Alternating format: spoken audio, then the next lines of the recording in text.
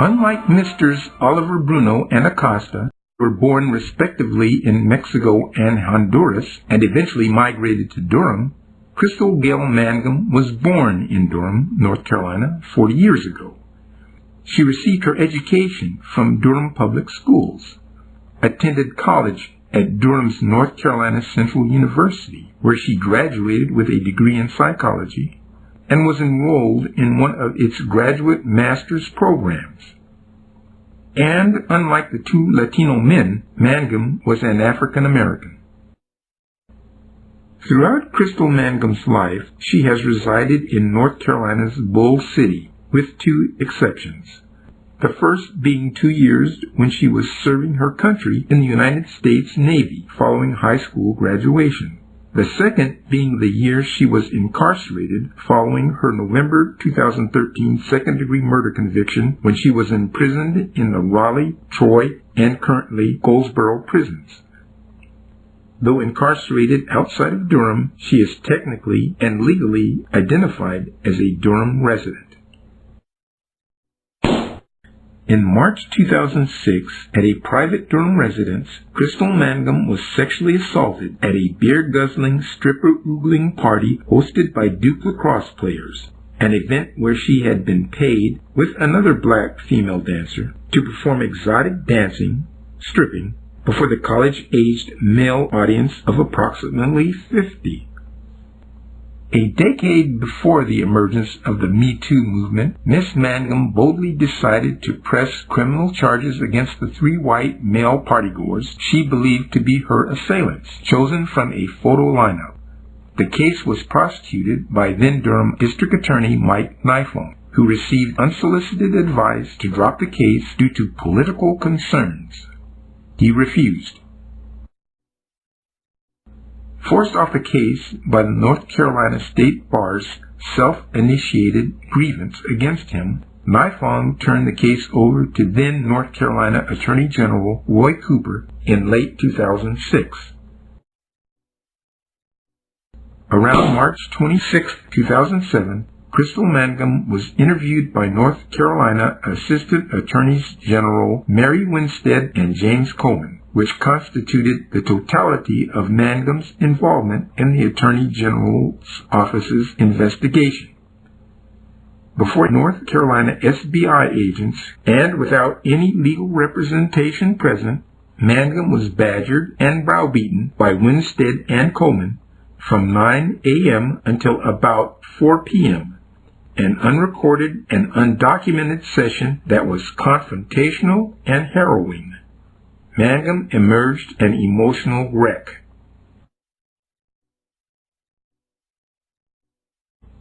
In order to sleep that night, Mangum took Ambien along with another sedative. Consequently, the following morning, after being transported to the SBI office in Garner, Miss Mangum was in no condition to be interviewed, so the meeting with the Attorneys General was canceled, and she was returned home without recollection of the day's events. Weeks later, without any advance notice, Mangum learned, along with the masses, during an April 11, 2007 public media address by AG Roy Cooper, that the sexual assault case was being dropped, and that he had declared the 3 Duke Lacrosse defendants innocent. This innocence declaration, which was negotiated beforehand by a defendant's counsel attorney, Brad Bannon, and Assistant Attorneys General Winstead and Coleman, was undoubtedly imperative in forcing Duke University to reach an out-of-court settlement with the 3 Duke Lacrosse defendants and the amount of $20 million each, the exact reason for such a payout being unknown and undisclosed. Furthermore, this declaration by Cooper was the sole basis for which the mainstream media reported as fact that Crystal Mangum lied about being sexually assaulted. She was called the, quote, false accuser, unquote, with some in the media and legal circles calling for her to be arrested for filing false charges. This despite her unwavering and steadfast assertions that she had been truthful. In its 2017 Person of the Year issue, Time magazine defined breaking the silence as coming forward with accusations of sexual harassment assault by females against males in positions of power. A courageous act, as the accusers faced likely prospects of 1. Not being believed, and 2. Harsh retaliation. With the mainstream media, including the Associated Press, describing her factually as a liar or false accuser, but without proof to support their damning assertion, they journalistically broke precedent in a biased and unethical manner that reinforced the public's view of not believing Crystal Mangum's Duke Lacrosse accusations. The extreme retaliation against Miss Mangum was to come in a trumped-up murder charge in which she would be convicted of second-degree murder in the April 13, 2011 death of her boyfriend, Reginald Day.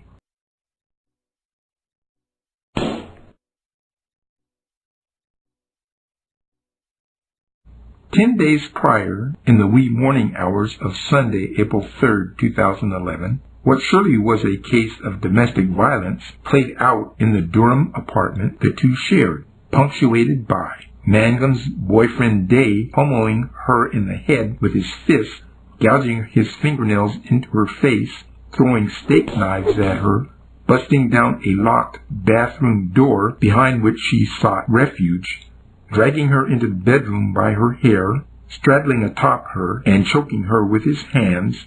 The ferocity of the attack precipitated by the jealous rage of her intoxicated alcoholic boyfriend.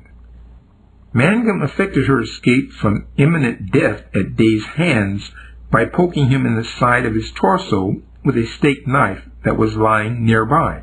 Reacting to the jab, Day jumped up, allowing Mangum to gain her footing, grab her purse, and flee the apartment.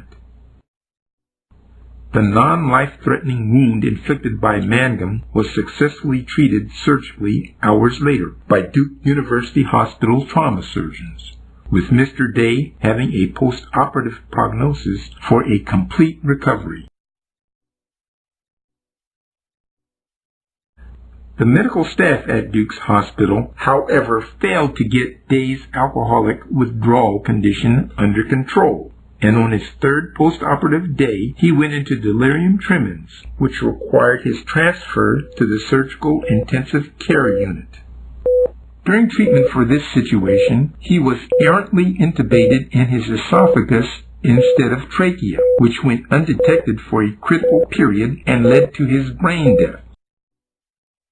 With neurologic monitoring over a 1-week span, during which all media remained silent on Day's medical status, and showing no sign of improvement, he was electively removed from life support and he died on April 13, 2011.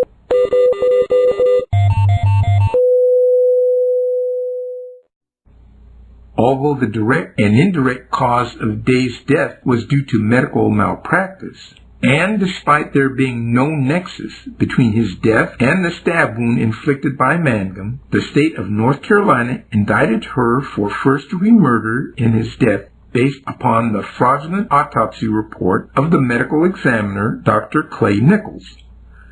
The M.E. averred that the manner of death was homicidal by Mangum instead of accidental by Duke University Hospital staff. A second and third indictment, also bereft of probable cause, were for larceny of chosen action for the alleged theft of 2 cashier's checks totaling $700 that were intended for payment of April rent for the apartment the two shared. The charge being an automatic felony, which helped justify upgrading the murder charge to first degree through the felony murder rule.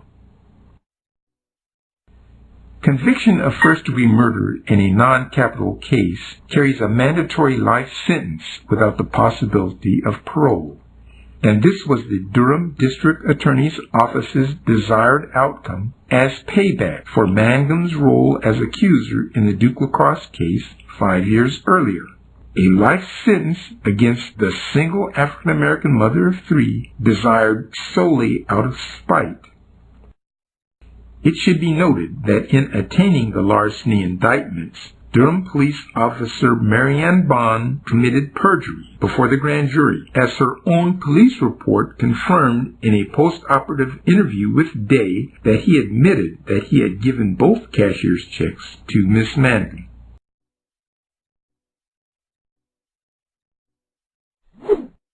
Furthermore, Officer Bond was the only witness to testify before the April 18, 2011 grand jury on all 3 indictments. No medical professional or healthcare personnel gave testimony about Reginald Day's demise. With legal representation by turncoat attorneys whose priorities rested with protecting the reputation of Duke University Hospital and shielding criminality of state witnesses adverse to her, Crystal Mangum faced trial 2 years later in November 2013, in which her conviction-proof case had morphed into one of certain doom due to the state's skullduggery.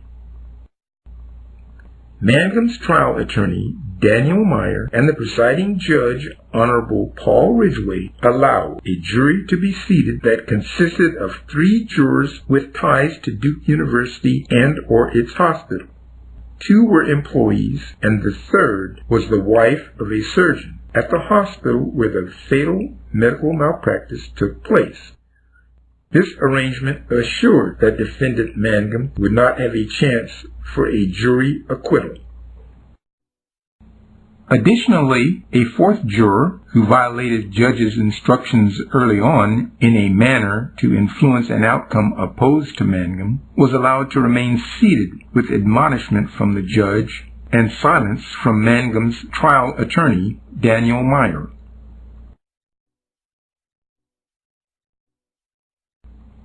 In jury deliberations lasting 6 hours over a 2-day period, Crystal Mangum was found guilty of second-degree murder in her boyfriend's death and not guilty on both counts of larceny of shows in action. On November 22, 2013, Judge Ridgway sentenced Miss Mangum to a range of 14 to 18 years of imprisonment. She was taken into custody at the Durham courthouse and has been incarcerated since. Totality of her incarceration extends from her April 3, 2011 arrest for assault with a deadly weapon to the present, with the exclusion of a 9-month period just prior to her November 2013 trial, during which she was free on bail. Although a multitude of grounds existed upon which to appeal the trial's guilty verdict, the direct appeal on the murder conviction that was engineered and drafted by Mangum's appellate defense attorney, Ann B. Peterson, consisted of a single weak issue that was destined to fail, and was filed with the appellate court without Mangum seeing it or approving it beforehand. 3. It was error to allow Milton Walker and the officers who investigated the incident with Milton Walker to testify to the events that occurred several years before as 404B evidence. After Mangum saw Peterson's draft of the direct appeal filed on September 25, 2014, which was restricted to the single 404B issue, she was mortified, upset, and despondent. This led to Mangum dismissing Miss Peterson as her legal counsel and filing a grievance against her with the North Carolina State Bar in November 2014.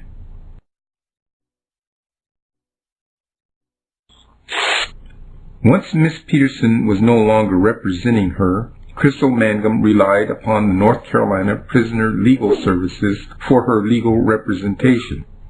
This organization refused to get involved until all pending action had been resolved. On July 7, 2015, the North Carolina Court of Appeals ruled against the direct appeal that had been filed by Attorney Peterson. This state agency, the North Carolina Prisoner Legal Services, however, did nothing on behalf of its client, Ms. Mangum.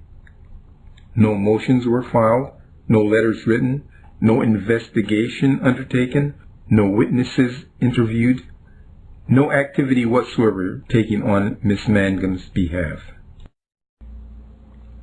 On January 17, 2017, the director of that organization's litigation service, Attorney Beth McNeil, sent Mangum a letter in which she stated that after conferring with other agency attorneys, she could see no way to successfully proceed with her case. She then dissolved the relationship between the NC Prisoner Legal Services and Ms. Mangum.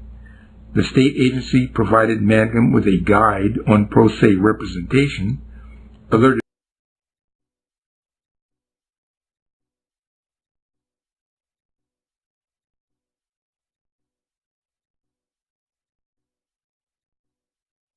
alerted her to an impending deadline within a matter of weeks by which she had to file with the federal court, and wished her luck.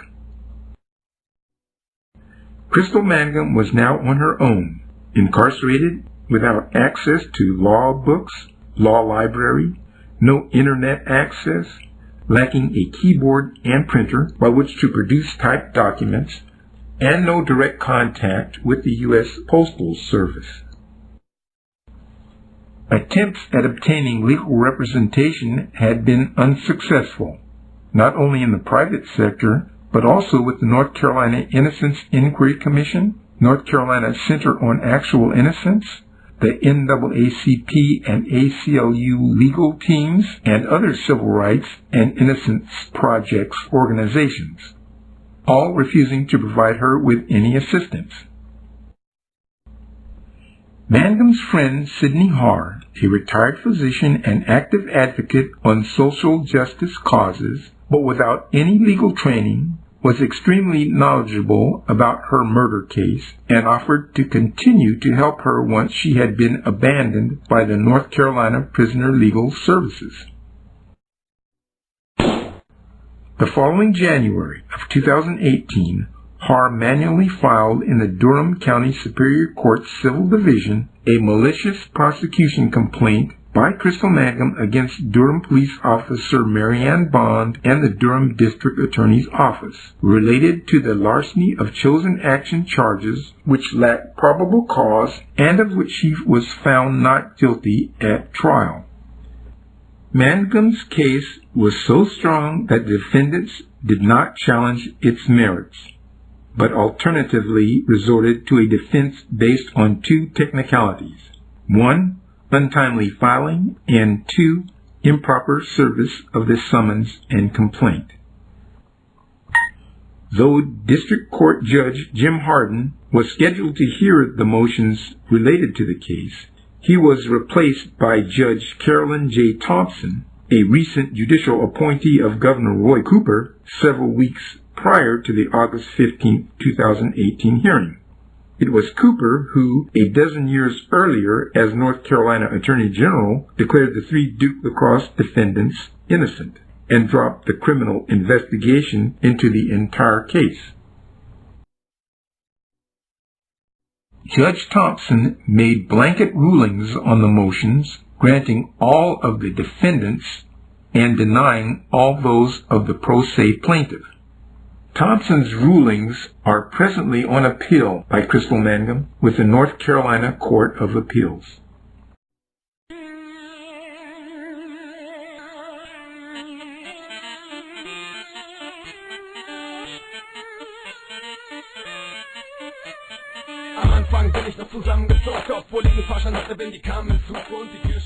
Despite Miss Mangum's Durham birthplace and longtime residence there, she received no support from the Bull City individuals and organizations that wholeheartedly rallied behind the aforementioned undocumented men from Mexico and Central America. Though many Durhamians relied on the falsehoods and misrepresentations reported by the media, Most of the politicians and prominent civil rights and community leaders in Mangum's hometown had been informed long ago by Har of the germane truth of Mangum's innocence in the murder case. They were aware that Mangum's boyfriend died at the hands of medical staff at Duke University Hospital. They knew Mangum was innocent and wrongly convicted of second-degree murder. They knew that the state medical examiner and Durham police officer committed perjury in testimony under oath that helped wrongly convict Crystal Mangum. Yet, these people and groups said nothing, did nothing, and in most cases ignored Har in his attempts to meet with them to discuss the grievous injustices because they did not want to be confronted by the truths of her case.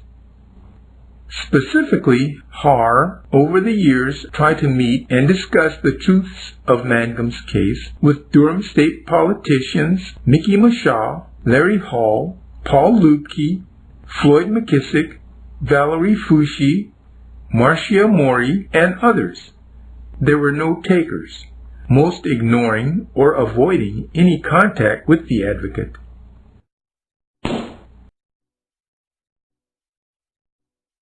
The evening of September 15, 2014, Har distributed informational packets about Mangum's unjust conviction and incarceration to all members of the Durham City Council in hopes of making a brief presentation. The subject was not broached at that time, and Har was never to hear back from the council members. Har's appeal on Mangum's behalf were not limited to politicos. He tried to involve prominent leaders from Durham's religious sector, such as Reverend Curtis Gatewood and other pastors, from which he could not get a commitment. After several weeks of negotiations, on November 3, 2014, Har was allowed 10 minutes to speak before a meeting of the Interdenominational Ministerial Alliance of Durham at the Mount Vernon Baptist Church. His presentation was accompanied by a syllabus containing exhibits of evidence supporting Mangum's innocence. Afterwards, the group expressed no desire or willingness to get involved. Despite the fact that Crystal Mangum was an NC Central University alum and was enrolled in its graduate program at the time of her April 2011 arrest, the university's journalism staff refused to investigate or report about her claims of injustice or allow Har to contribute an opinion piece to its student newspaper. Additionally, the NC Central Law School contemptuously rebuffed Har's bid to engage its Innocence Project on behalf of the NC Central University graduate and graduate student. But it was former Attorney General, current North Carolina Governor Roy Cooper, current Attorney General Josh Stein, and Congressmen G.K. Butterfield and David Price who possessed, by far, the greatest ability to rectify the injustice by effecting Crystal Mangum's release from custody, exonerating her of the crime for which she was wrongly convicted, and allowing her to be reunited with her 3 children who had grown up in her absence during 7 years. What is truly egregious about the congressmen's conduct is that they had forsaken their Durham-born and raised resident constituent, who they undoubtedly knew to be innocent of the commission of a crime in the 2011 incident, and allowed her to remain in the hoosegow separated from her 3 children, while in contrast taking a no-holds-barred offensive to keep illegally undocumented men from Mexico and Honduras within the state so that they could be with their families. Over the years, Congressmen Butterfield and Price often collaborated in speaking to federal officials, heads of the U.S. Citizenship and Immigration Services and Department of Homeland Security, making pleas before colleagues on the immigrants' behalf from the floor of the Congress, yet all the while refusing to even meet with Har to discuss the injustices heaped upon Mangum by the state. In fact, one of Harr's earliest pieces of correspondence to Mr. Butterfield was in the spring of 2013, 6 months prior to Mangum's murder trial. Harr could not manage a substantive vis-a-vis or procure as much as a letter on the matter from either congressman. In more than 7 years of advocacy for Mangum on the vindictive prosecution by the state, Harr was only able to elicit a single letter from any politician or anyone else.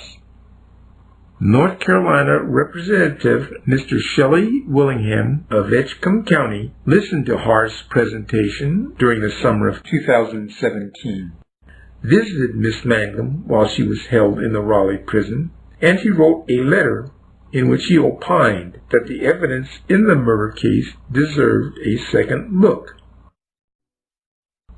Roy Cooper, as North Carolina Attorney General and Governor, did not want Mangum's murder case revisited. His baseless 2007 promulgation that the 3 Duke Lacrosse defendants were innocent laid the groundwork for the media to report as fact that Crystal Mangum's claims of being sexually assaulted at the March 2006 party were false. His claims of Mangum's averments being inconsistent themselves were lacking evidentiary support. Governor Cooper and Congressmen Butterfield and Price are all in position to readily remedy biased imprisonment of Crystal Mangum that was born out of racist spite, but unfortunately they are not disposed to doing so. They are willing to allow the continued cruel separation of the innocent African-American mother of 3 from her children because for them, their 4 black lives do not matter.